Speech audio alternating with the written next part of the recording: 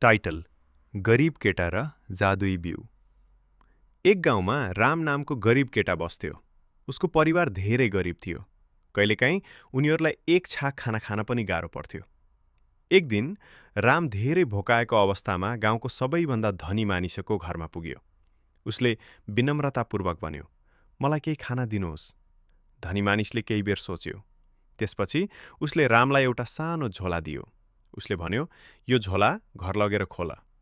राम अलि निराश भयो। उसले सोचेको थियो कि झोलामा खाना हुनेछ। तर घर पुगेर झोला खोल्दा त्यहाँ गहुँको बिउ र एउटा चिठी थियो। चिठीमा लेखिएको थियो, "यदि तिमीले यी बिउ रोपेर मेहनत गर्यौ भने यी बिउले तिमीलाई धेरै वर्षसम्म खाना दिनेछन्।"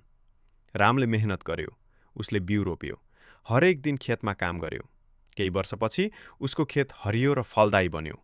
राम सफल किसान बन्यो। एक दिन उसले त्यो धनी मानिसलाई भेटेर भन्यो, "तपाईले मलाई एक दिनको खाना दिनु भएन, तर तपाईले मलाई जीवनभर सफल हुने बाटो देखाउनु भयो।" यस कथाको शिक्षा: साँचो सहयोग भनेको केवल केही दिनको मद्दत होइन, मानिसलाई आफ्नै खुट्टामा उभिन सिकाउनु नै सबैभन्दा ठूलो सहयोग हो।